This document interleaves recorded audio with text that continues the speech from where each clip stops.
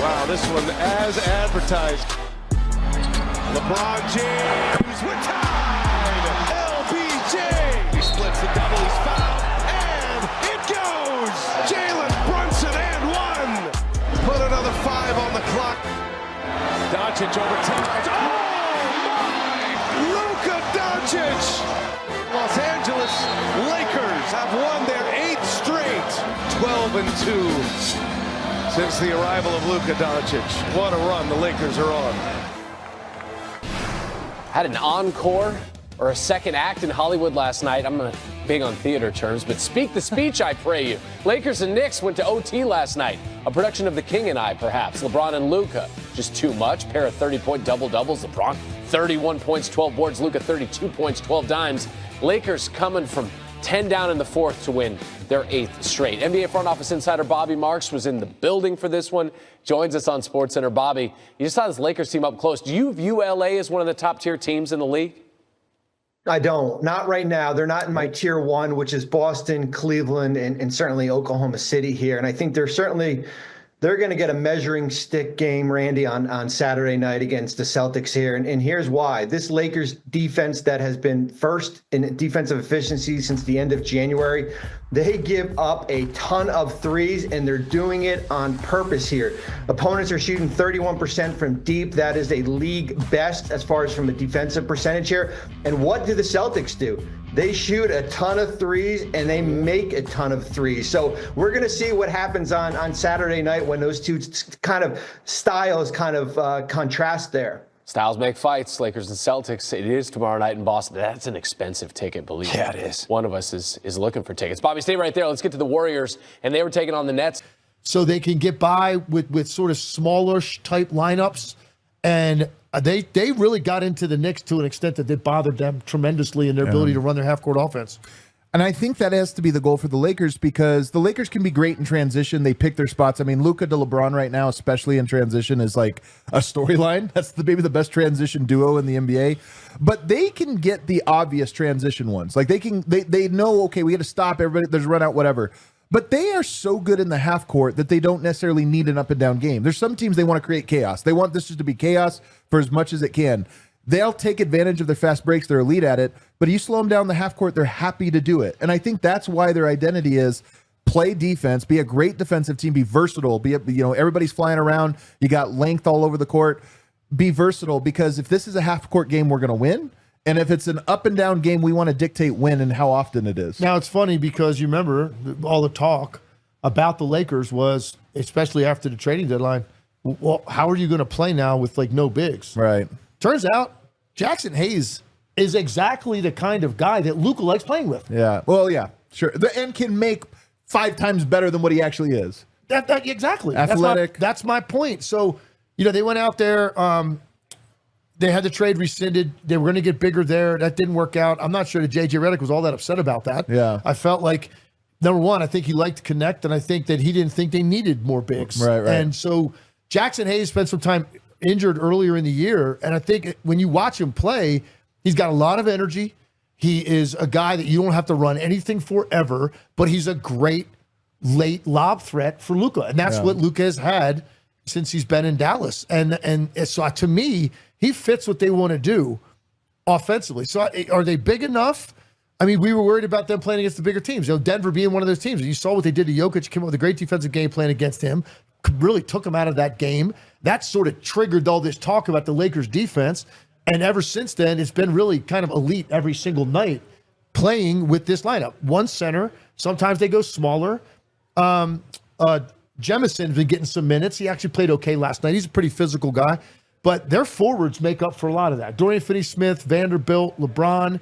These guys are big guys. Hachimura, they can guard in the post, and they're fast enough on the perimeter that they can do a pretty good job on elite guards. So their defense has been very impressive. When you have a smaller team, and again, they have Jackson Hayes, but they use him in a specific way offensively, and then defensively, they have this versatility and speed and strength. They get really physical with their big, defensively against opponents' big. So, all right, we can maybe mitigate our undersizedness by being extra physical. And then on offense, we saw it last night. Karl-Anthony Towns did not have a good game. And part of the reason why is when he was on the court, Luka Doncic said, "Where's Karl-Anthony Towns? Come guard me."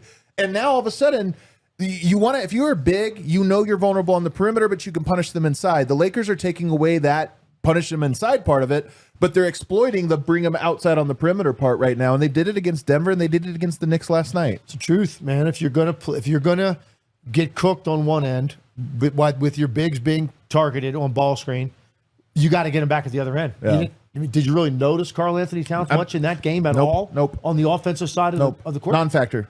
Just literally didn't notice him. And like, he's had a great year. Not taking anything away from the numbers he's put up and the impact he's had on this team. I think it was an upgrade over Julius Randle.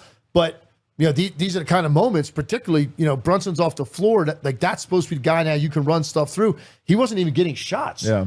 He was bottled up. And so they've got a formula now that they're very confident in. When they do deal with talented bigs and guys that can put up numbers that are 6'10" and up, they think they've got a defensive game plan to deal with those guys and the amount of traffic that they're making them play in, while on the other end exploiting them out on the perimeter. So they're winning that battle most nights now, the Lakers. Yeah. Another reason I think people, and I think a lot of people are buying the Lakers right now. They've been winning. They're looking really good. But one reason I'm buying them, as their upside here, the playoffs often, how you perform in the clutch, to me, is indicative of how you're going to perform in the playoffs in a lot of ways, because that's where the game gets really tight. Execution becomes important. You watch the Lakers even last night against the very, there's defensive capability out on that Knicks team. They get what they want, because when you have Luka on your team and you have LeBron on your team, you're going to get the shots that you want. And so there's not chaotic possessions in the clutch for that team. And so when I watched him last night, and I'll be honest, if Brunson doesn't go down, I wish we could have seen how that game, because it was such a good game. When he went down, you're like, what is the Knicks going to get out of this?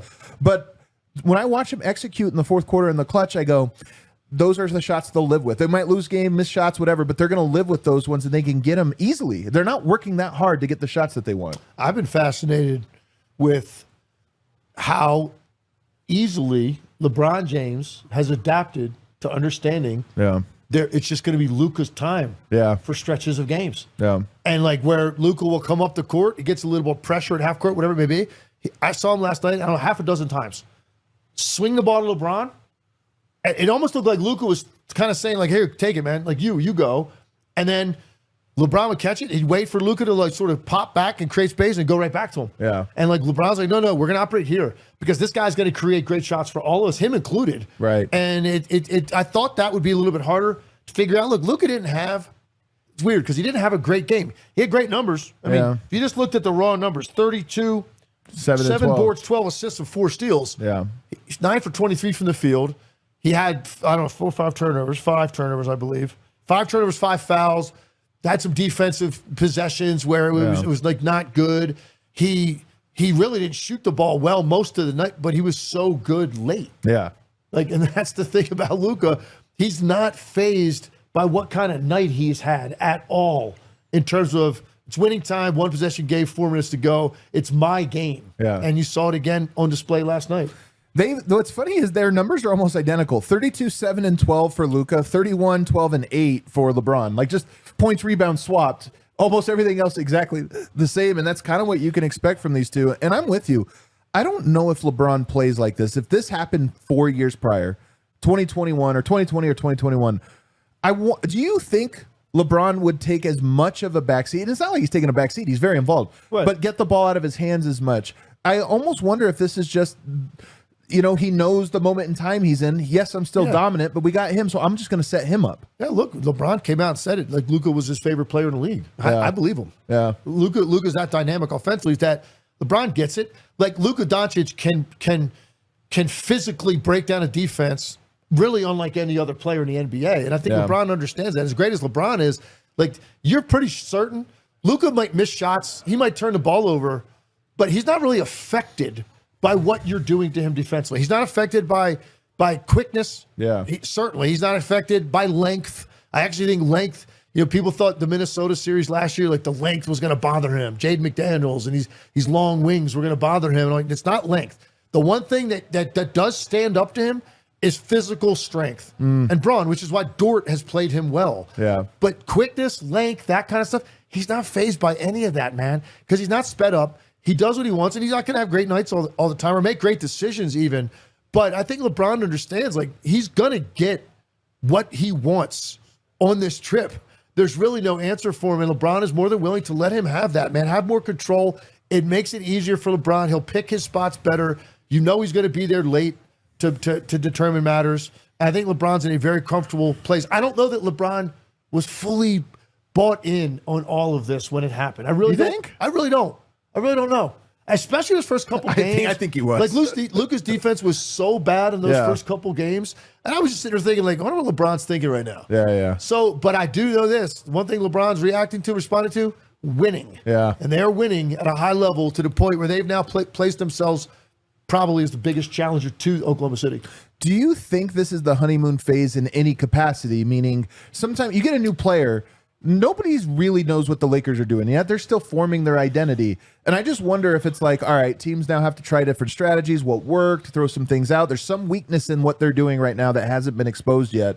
Do you think this is a little bit of a honeymoon phase and teams will start to figure out how to attack them? I'm not too... Jordan on the all-time scorers list. So somewhere, if you're really quiet, you can hear another GOAT debate starting right now. But LeBron and the Lakers, they will host the Knicks tonight. And with more on both sides of this matchup, joining us is our reporter covering the Lakers, Dave McMenamin, our reporter covering the Knicks, even though he's in Boston right now, but we won't tell anyone, Tim Bontemps. Dave, I want to start with you on this because it's not just LeBron anymore with this Los Angeles team. It's Luka Doncic as well. He'll be suiting up in his 10th game tonight for LA. Where have the Lakers seen his growth and felt that the most? Well, Malika, you look to his outside shooting. He's finally found a rhythm in a Laker uniform. He's hit 11 threes in his last 2 games after only hitting 14 three-pointers in his first 7 games. So there's one small sample size. You're also seeing the ball in his hands a lot more. JJ Redick said that Luka Doncic, quote, solved every riddle that the Pelicans defense threw at him the other night, and it was a different look almost every possession. And LeBron James reiterated after the game that he views the best version of this Lakers team moving forward will be with the ball primarily in Luka Doncic's hands. And then when Luka's on the bench, you have LeBron running the offense or Austin Reeves running the offense. I should note on Reeves, he's missed the last 2 games with a strained right calf, but he is probable to return tonight. And that's bad news for the Knicks because Austin Reeves scored 27 points at the Garden against the Knicks back on February 1st. And when the Lakers have been fully healthy with this new lineup, they have looked, as Larry David over your shoulder would say, pretty good. Dave McMenamin, thank you so very much. Going over to the Knicks side now of this, Tim. Health, it's been at the center, I mean that literally, of the questions for New York here. What more can you tell us about the Knicks big men heading into this matchup?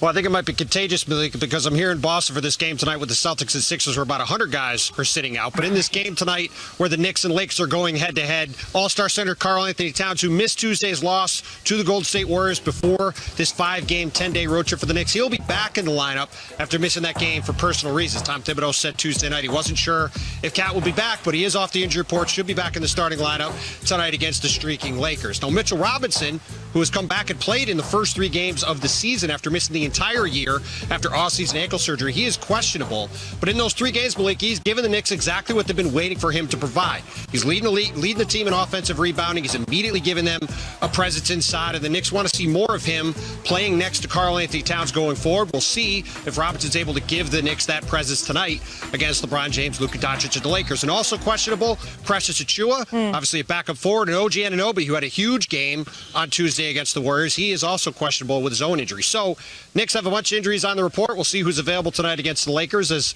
I said, the Knicks are out on the West Coast for the next 10 days. And they're going to need all of their players, as many as they can get, against the streaking Lakers. Tim, Dave, thank you so very much. These 2 teams, they face off tonight, but they are also inextricably linked because the Lakers, they traded for Luka Doncic just hours after their last meeting against the Knicks. And since then, they have the league's best defense, 5th best net efficiency. The Knicks, meanwhile, they're in the bottom third of the league in both of those categories. So David Dennis Jr. is joining us now as well. DDJ, let's talk about these teams tonight, though. Which team is poised to make a bigger statement in this game, the Knicks or the Lakers?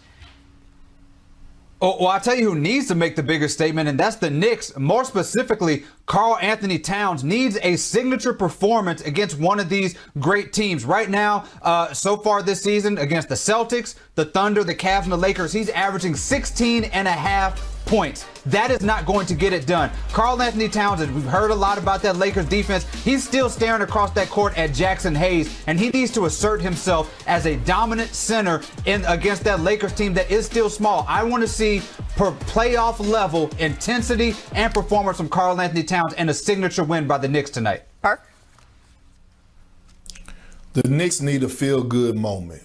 They need a feel-good moment, meaning they need a feel-good win, right? And you look at the month of February, they didn't have one single signature win in the month of February. And here we are getting towards the end of the season, and this is a team that many of us thought, including myself, that were legit title contenders. Now we think that they're pretenders. And it's not about what we think, it's about what they think.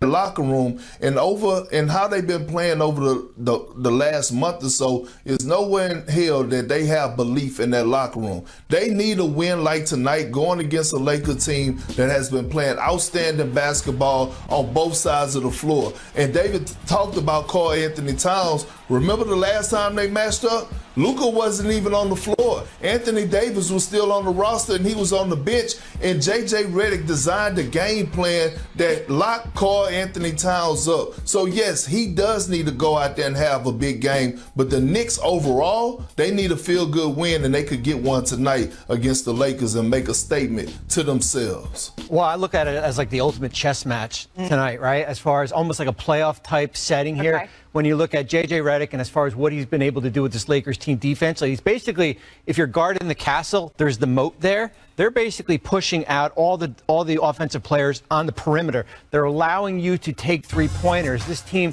has allowed the fewest amount of points in the paint since January 15th. And here's a Knicks team that's 8th in the NBA in three-point percentage. However, 4th fewest attempts in three. And that's going to be the interesting thing. If New York wins tonight, it's high volume three-pointers and the ability to make shots. I think you guys are all right. The Lakers, they've won a season-high 7 straight games here for them. The Knicks, meanwhile, they're 3-3 in their last 6 games. Once again, going up against another one of those top teams in the NBA. It would be nice for them to be able to walk away with the win. But both of these teams, the Knicks, the Lakers, ultimately they're hoping to unseat the defending champs. So, Park, I hear you have some thoughts.